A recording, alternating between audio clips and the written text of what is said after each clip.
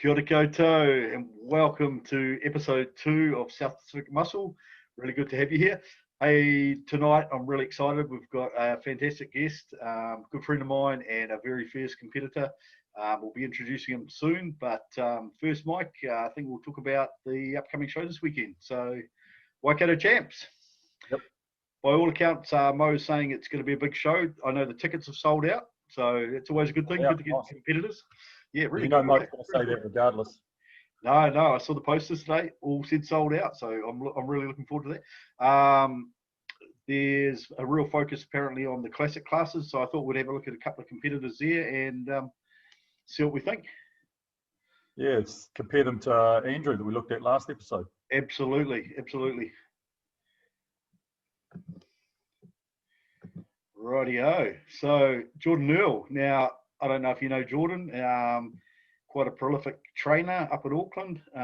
Lots of his people there. I had a look at this photo the other day. Put this one up. Look at that pec coming out in the striations starting to come out there. So not sure exactly what's under there, but he's got a couple of photos on here. So I'll quick get to something that looks a bit more like a competitor. Here he is. Now, remembering in this photo here, he's very flat. He's depleted. So I think he was saying 3 or 4 more days before he brought carbs back in at this point. So Yeah, do you know how tall he is? I've got a feeling he's about 5'11", somewhere around there. He's definitely a bit taller than me. Good legs there. Oh, absolutely. Look, you know, Jordan won the NABA WFF overall. I think it was last year. He, I believe, qualified for a pro card, but he's turning his hand to the IFBB, and I think he believes that the classic class is the class for him. Yep. Yeah. And at 5'11", that'd put him about max weight about 96, give or take. Possibly. I know he was sitting a bit heavier than that. He was sitting up in the early hundreds the last time I talked to him. So, yeah, interesting. So the only other competitor that I know is this guy here, Yusuf. So if you want to follow him, Instagram's up there. Look, he's not much of him on there, but, you know, you can see he's got a good set of arms on him. I don't know what he's looking like under that shirt. I think there might be a photo here somewhere, but have a quick look. Quick scan down. There's a bit of trolling here. Here goes a bit of a photo of him. So he's certainly made some progress since the last one. And he's obviously a lot leaner at the moment than he is now. Nice thin waist. Yeah, I quite like that physique. It reminds me of it certainly fits in the classic class, and it reminds me of almost Zane-ish, really. I don't know. So he says they're 10 weeks apart. Yeah. 100 on the left and 102.3 fasted on the right. So it looks like made some pretty good progress in 10 weeks. Magic stuff, eh? Well, anyway, it'd be really good to see how these guys go on the weekend, and hopefully we can have a chat to some of the winners and get a breakdown of the show. Going to bring Anthony in. I'll just bring him in now.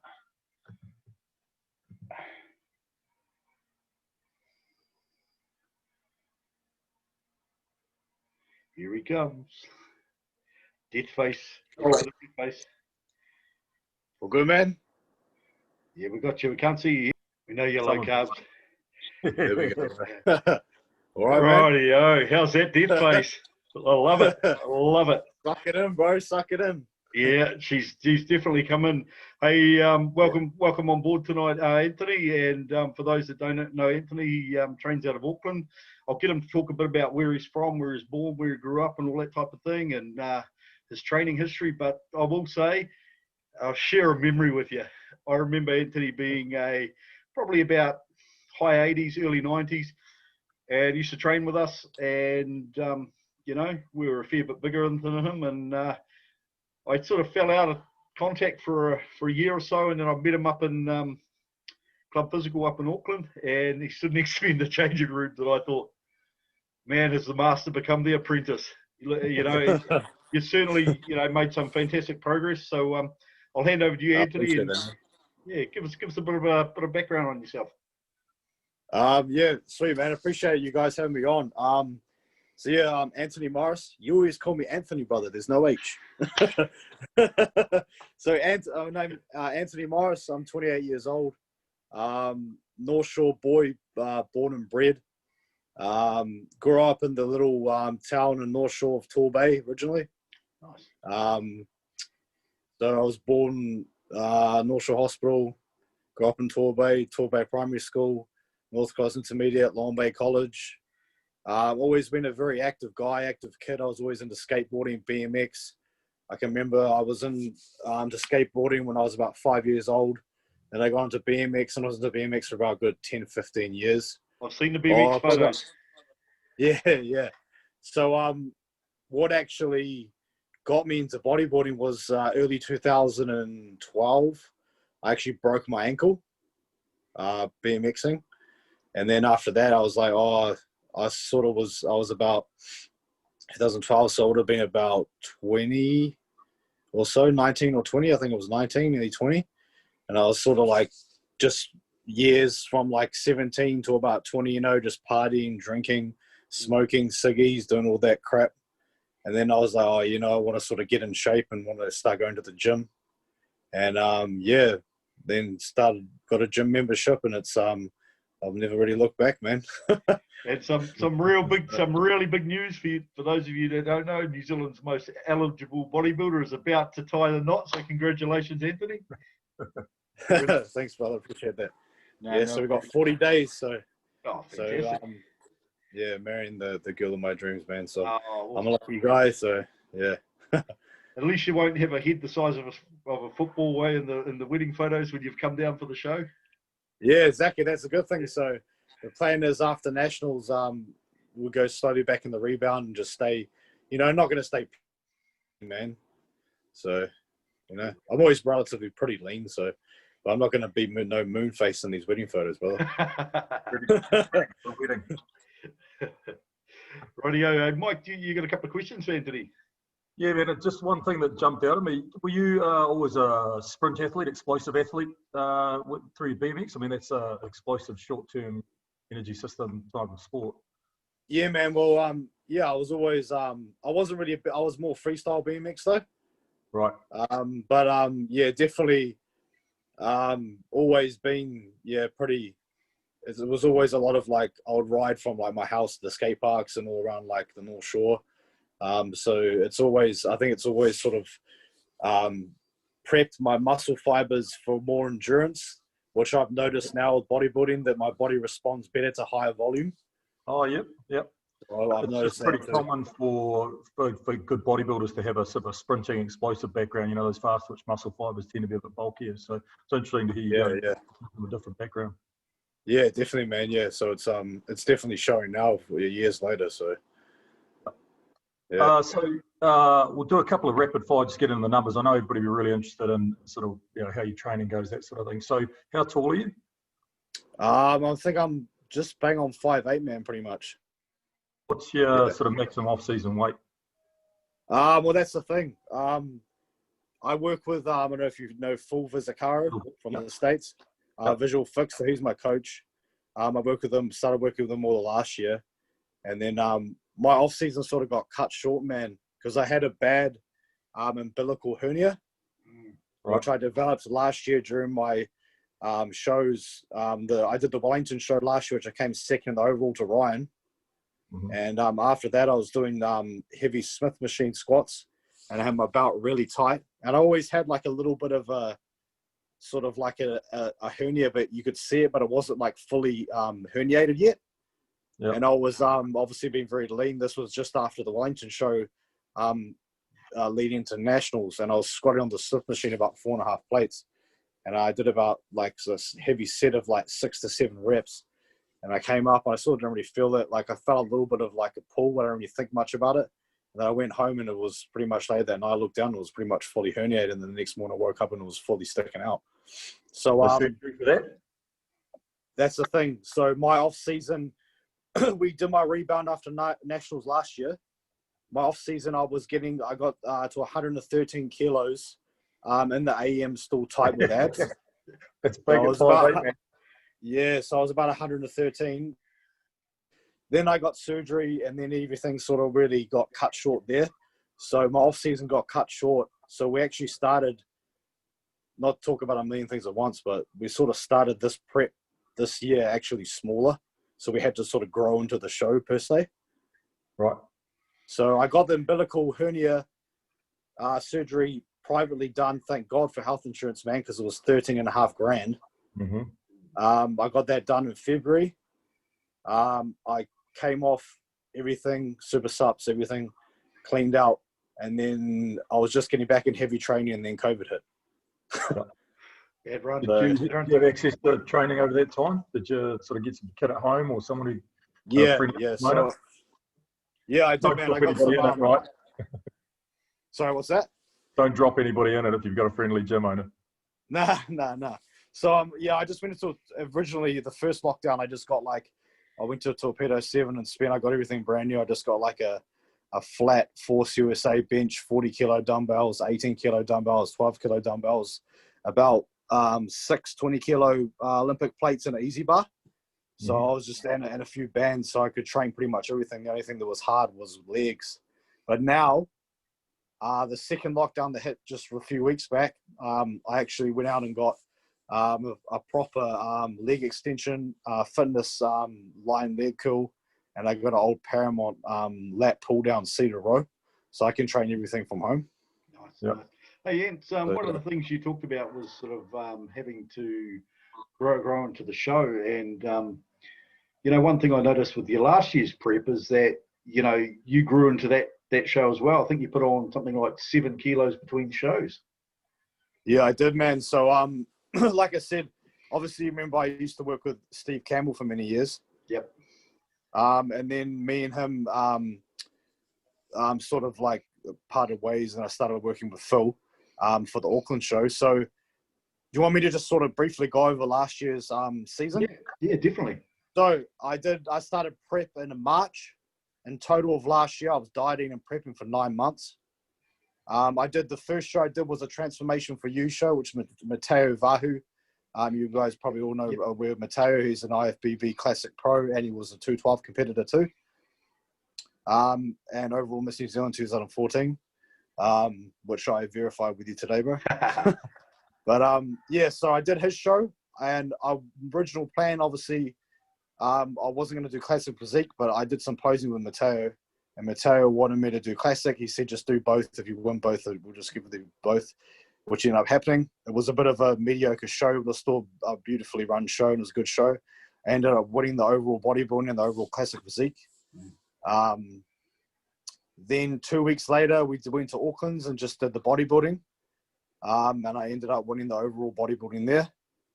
Then I think it was about 3-4 weeks after that, I went down to Wellington. I did the Wellington show, which was just a year ago, because obviously Wellington's was just last weekend. And I came second to Ryan in the overall there, so nearly had that. But I started working with Phil for Auckland's. Phil pretty much brought me in just with manipulation of just the carb up and not dehydrating and not using any diuretics. We pretty much put 5 kilos on me, so I came in a lot fuller. So I was about 90 kilos, 91 kilos on stage at Auckland's. Then, obviously, because I was so lean, just starting to work with Phil, we started growing, keeping me lean, and we sort of filled me out, and I was growing between shows. Then we ended up coming in Wellington. We spilled a bit, but we're like 95 kilos on stage. So it ended up actually paying off, because I was up against Paris and Ryan, who had 20 kilos on me too. Yeah, so it ended up working very well with me. So I didn't look any like as different to them on stage. So obviously it's illusion, but I was 95 and they were like 116, 118. So yeah, it worked out good. And then 6 weeks after that, we did the nationals, and we peeled it back all the way back down. We came into nationals last year at about 91. So, and by the looks of my weight now, man, when they're pretty much nearly ready now, I'll probably be about the same weight again, but just better condition and a little bit more fuller.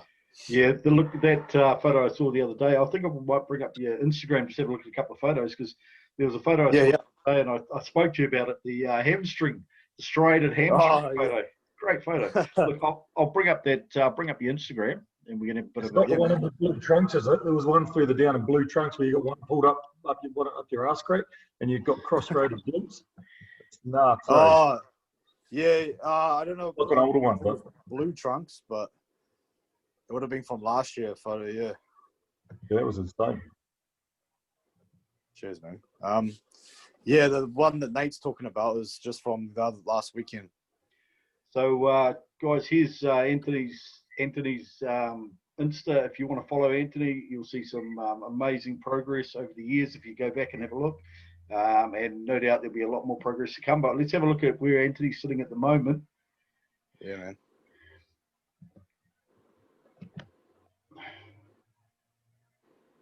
So that was from yesterday after training quads. Yeah, they look pretty full. Yeah, definitely. So the legs, obviously with leg days, my food's gone down a lot lower now, but still on leg days, I get intra carbs and I get about another 3 carb meals with just a cup of rice with some lean chicken breast and greens. So a little bit more glycogen on leg days. So it definitely pays off. Is that pre or post or both? Pre, so all my meals during the day have a bit more carbs, and then I get intra. We just do 50. We were doing 75 grams of highly branched chain cyclodextrin, but now we're just doing with 20 grams of essential aminos. But now he cut it back just 25, so doing 50. Yep. I want to get a good back photo. Here's one here, because one thing I've got to say is that back is just phenomenal. Cheers, brother. Yeah, no. Yeah, it's I guess, you know, being a bodybuilder, we will have our. It's funny you say that, man. I was just training back today, and functional, and old Tommy Shaw was in there. Yep. And he was saying, he's like, bro, like your back's just crazy. He's like, you know, just what you want to know one thing. I'm like, yeah. And he's like, just the arms, man. I'm like, yeah, brother. It's just, but you can't pick your parents. Yeah, man. Bad they've come up, but I have a lot like what I wrote in that actual post there, man, to do with like not comparing myself to Doreen, but you know how Doreen had very short insertions. Yep. Absolutely. Yep. And obviously, you know, genetically, the smaller your insertions in the muscle belly, they're not going to always be the biggest. That's why my back's such a strong point, because my lats insert from my shoulder all the way down to above my glutes. Mm. So it's just, you know, it's just what you're born with, man. So you can't, like I said, you can't pick your parents. Eh? Hey, one thing I've got to say is that you've really brought those legs up too, because in the last 2 years, you must have put on 2 inches on your legs in the last couple of years, I would say. Oh, definitely, man. Yeah. So, you know, I'm just, a lot of guys don't enjoy training legs, but leg day's always been my favorite day of the week, eh? I just love the intensity I can put into legs. And I used to split quads and hamstrings, but now I just pretty much hit them both. Like I'll do focused leg day, but I'll finish with some curls and some adductor work and all that kind of stuff, you know? Absolutely. I've just come along to doing that kind of thing at the moment, like going away from that typical bodybuilding quad-focused leg workout week in, week out, and the beat-up knees. And, you know, it's a different feeling. You know, you come away with a different sort of soreness. You get a different kind of a pump. Exactly. And, yeah. Hey, Mike, you want to make a comment on this photo? Pretty grainy. Pretty bad. I saw you laugh. I saw you laugh when it came up, and I thought, yep, you want to say something about that. She's looking very grainy. Mm.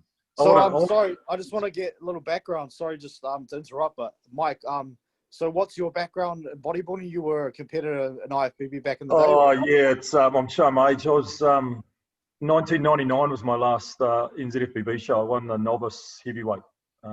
Okay, yeah. 6'2". I was on stage at 107.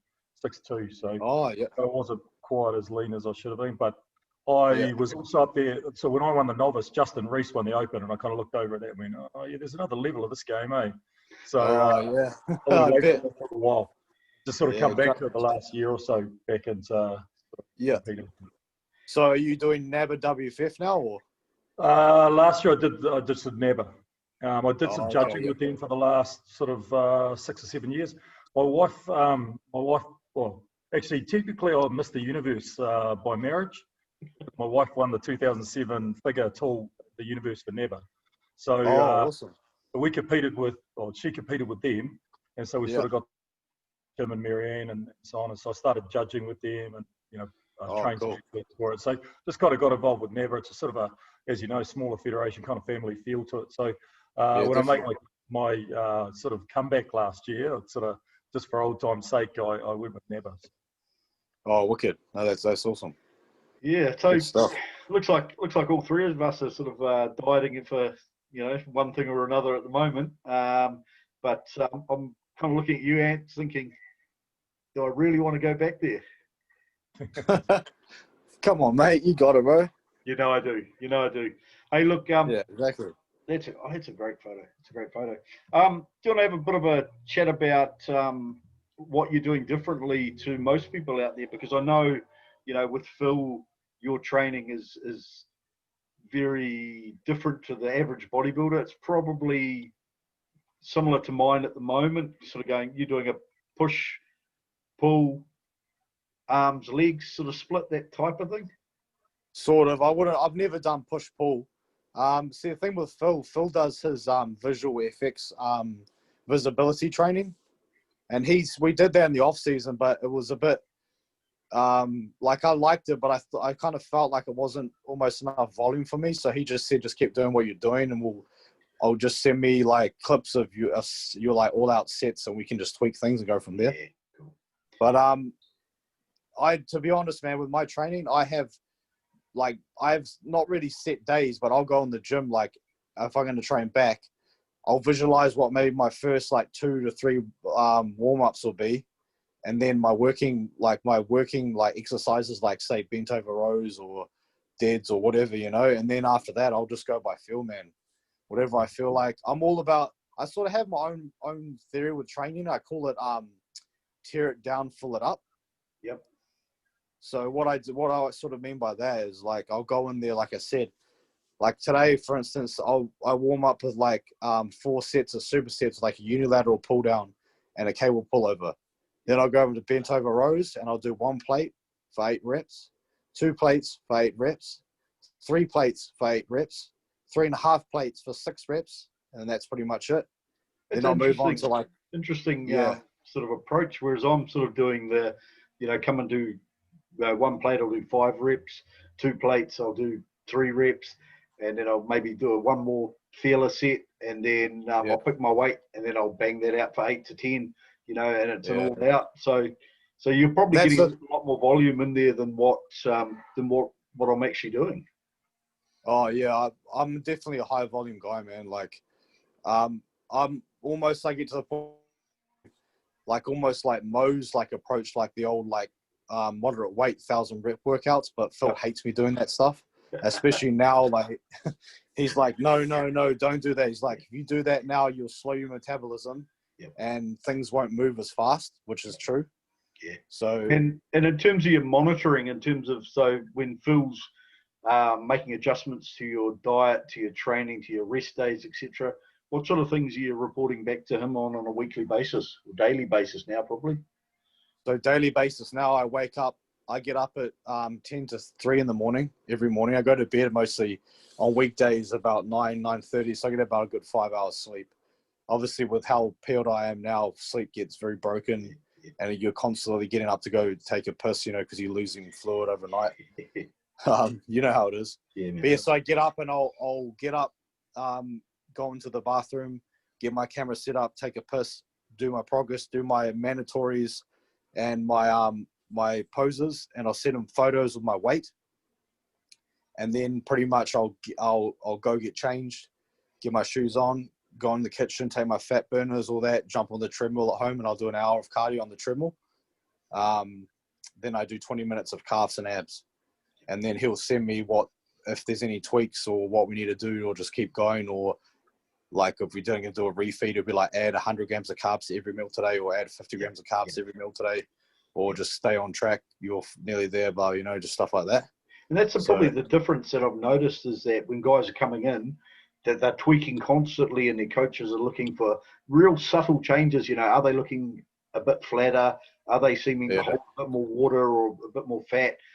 Are they, are they commenting that they're tired, lethargic, and they're making those subtle tweaks, like either going, we're going to give you a high day, or we're going to throw in more carbs in your day, or we're going to give you an extra day's rest, or we're going to drop out cardio today, or we're going to, and it's those real little changes that I think are, and you can see it with guys like, obviously with Phil, guys like Patrick, etc. And when you're watching the guys online, and they're talking about all those subtle changes, and it's interesting that, back in the day, I think we used to sort of have a plan, and we stuck to that plan rigidly. Yeah. Probably to our detriment. That's the thing, man. That's the old school mentality. And these days, it's like what me and Phil always say, the minor changes make the big ones, you know? Yeah, man. Like Phil just dropped my food the other day, and all he took out was a quarter cup of oats and one whole egg. And I was like, bro, is that it? And he's like, yeah, that's it. And these changes, I can already feel the calorie, the more of a severe calorie deficit today. Oh, absolutely. The thing is that, you know, you look at that and it's such a small amount in a day for most people, but when you're using that much energy, it's such a fine balance, and you add that up across a week, and that's quite a significant deficit, you know? Exactly, it is. And then like the other week, last week, we did the normal diet, and then we did a massive refeed on Saturday, and we did 1,000 grams of carbs. All from clean sources, all from oats, bananas, rice. These are the sources. He'll just say, because Phil's refeeds, Phil will be like, add 150 grams of carbs to every meal, any sauce. So I was sitting there eating bloody 8 LCMs with fucking 20 grams of honey on it. And how long did that refeed get you through till you felt flat again? Well, to be honest, man, with the way my body is now, once you start adding more carbs to the equation, it's just like throwing gasoline on a fire. Yeah. I just start burning, start sweating. And I think I actually lost like a kilo after that refeed. Unbelievable. Yeah, it's crazy, man. But that's the thing, like back in the day, like the old approach, like you say, is just get a plan, stick to it, have a cheat meal once a week. That's like, yeah, it works. But what's the point in going chucking all that junk in your body, the food that your body's not used to, when you can just use these clean sources, you feel better and your body reacts better to it because it's already used to it. Hey, look, that's a really good point, and I think it's one that most people here probably haven't got their heads around, and that's the importance of digestion and the importance of digestive health.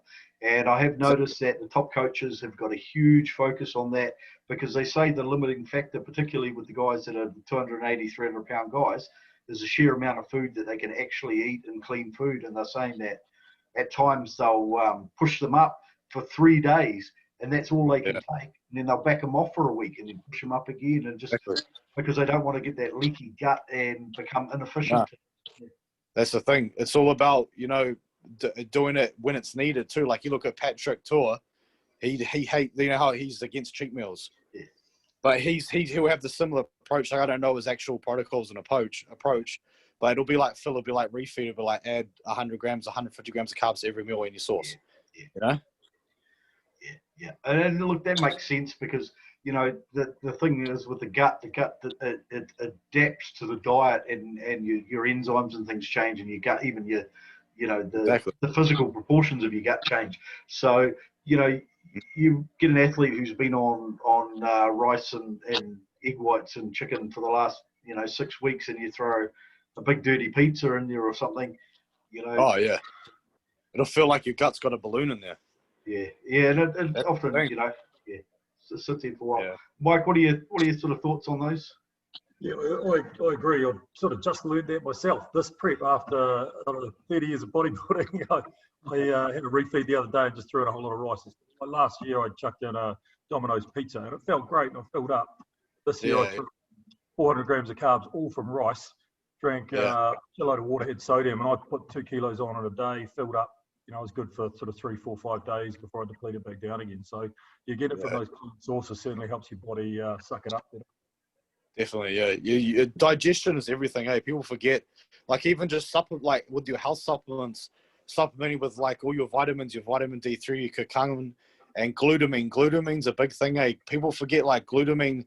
I supplement glutamine. I use like almost like 80 grams of glutamine a day nearly, and it's so good for your gut health and inflammation that if you don't supplement with it, especially on prep, you're not doing yourself any favors, eh? When are you using that around your workouts, pre and post, or just throughout the day? So I'll do in the morning, after my cardio and abs and calves, I'll come in and I'll do my I'll do a 1 serving of EAAs with 10 grams of glutamine, and then I'll take my health sups, then I'll have meal 1, and then I'll have another serving after. Then I'll go about my day, and then I'll have 10 grams pre, 10 grams intra, 10 grams post. Cool. And you're a sheet metal worker by trade, aren't you? No, brother, I'm a radiator repairer. Okay, but you're doing physical work, welding, all that type of thing. How are you holding up? Yeah, bro, my job's second nature to me, man. I've been there 11 years, bro. Ah, But it's good because it's just me and my boss is very understanding. Like, I can, like, this week, I can take a day off whenever. Like, but that's what I've earned that because I've been there 11 years. You know, it's just me and him. And I might be potentially buying the business next year anyway. But that's another story. But, like, I'll go to work. I'll get to work at 7:30 and eat meal 2. And then we have, you know, if we've been busy but it's just quieting down now. There's literally like, I had one job I did today, which took me like an hour. Yeah. And then he left, and then I was just sitting around the whole day. So I just eat my meals and fucking watch bodybuilding videos. Yeah. Well, fair enough. It's real good. Yeah, I think, you know, like you'd certainly adapt to what you do, but I can't imagine having a physical job. And I find probably the last month to just before the last week, because the last week for me, I think is a breeze because your end's just right there. But that 3-week period, I really struggle to keep a concentration and to be productive at work. Mike, when you've got a bit of a variation in your energy expenditure from day to day, you're keeping your calories really consistent, your trainings, cardio is reasonably consistent. If you've got a physical job and you burn an extra 500-600 calories to be more physical on any given day, it's got to throw you out, right? Well, that's the thing too. That's why I think I always bring my trademark inside-out conditioning too, because I got such a physical job and I'm in overalls all day. But I'll purposely wear a hoodie and track pants, like even coming to, not now, but like the last couple of weeks I was, and I'll be sweating like crazy under those overalls with the hoodie on, and it's just thermogenesis, you know? It's like, you remember Kai Green? Kai Green would be in his friggin' kitchen prepping his meals for those old musket development videos, and he's got all the fucking burners going with a hoodie on, sweating while he's cooking his fucking fish. You know? And he thermogenesis. you know? Well, you have to drink a lot of water and get a lot of electrolytes and things in to kind of keep your electrolytes up. To be honest, man, I pretty much live on like Extend and essential aminos. Like, I'll have probably 6 servings a day.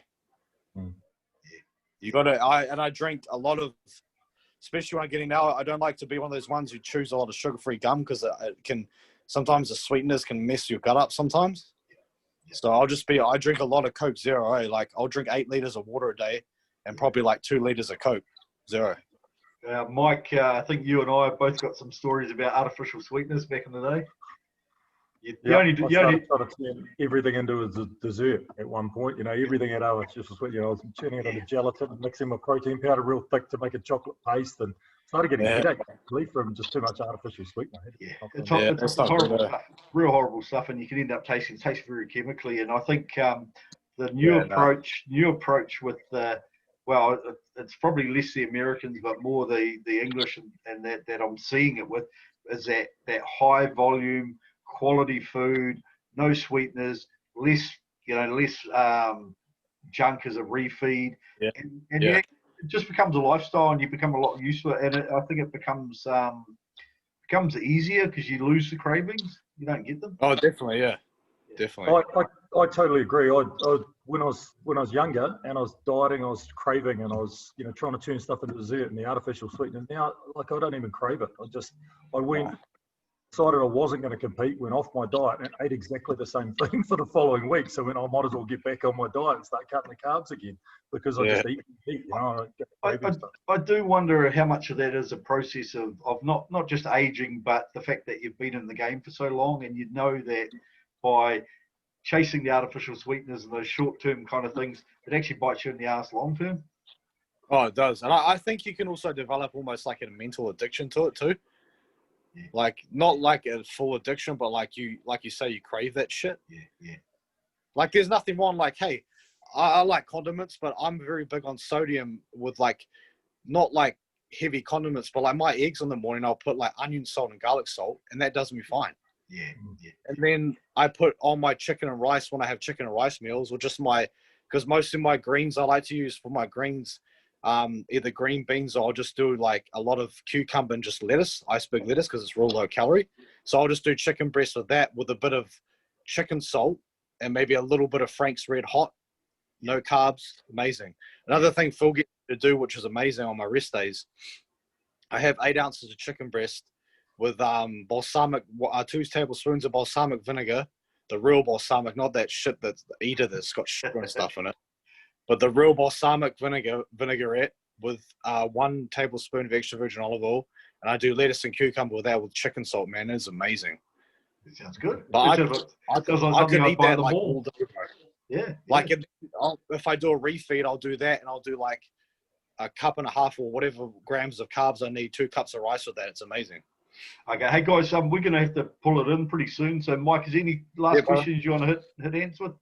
I think we covered a lot of the just the differences between the old school and how you're kind of dealing with things. So it's really interesting to hear how you're working your diet. There seems to be a lot of supplements, a lot of EAs, a lot of BCAs, a lot of high protein, and normal stuff, tapering your carbs through the day, and those short-term manipulations that you're getting from your coach sound really interesting. So obviously that's what you pay for. One thing also, I don't know if you see, I'll just wrap this up, but like I said before, my health supplementation, Phil's got me on. You should see, I've got a container like this big that I take every morning that's probably got about 50 tablets in it. I couldn't even, I could list everything from digestive enzymes, vitamin D3, olive oil extract, ashwagandha, everything. But health supplements are so key, especially when you're prepping. Like you want to keep everything in check, your digestion, everything. Yeah. People neglect health supplementation like anything. I'll go buy a fucking protein powder and a pre-workout. It's like buy the fucking fish oils and your evening primrose oil before you do that shit, Agreed. Health comes first. Hey, look, guys, we're going to wrap it, but I really want to say thank you, Antony, for coming along, and I wish you all the best. And I'm going to be there in the audience. I'm going to drive up, so we'll see you on the day. Thank you, fella.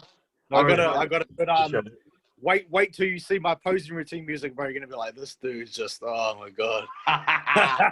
Awesome, wait till man. I turn around, brother. Wait till I turn around and show that posterior chain. It's gonna be inside out. It already is. So awesome. I can't wait to see you, brother. But I'll see you in 2 weeks, my man. Thanks for having me on. Awesome, man. Hey guys, if you like that, plenty more where we came from tonight with a lot of athletes coming up. So look, follow us, subscribe to our channel, follow us on Insta, and follow those athletes. Support the athletes because that's what we're here for. We want to give them something back to the people. So get out there and support your athletes and get to those shows.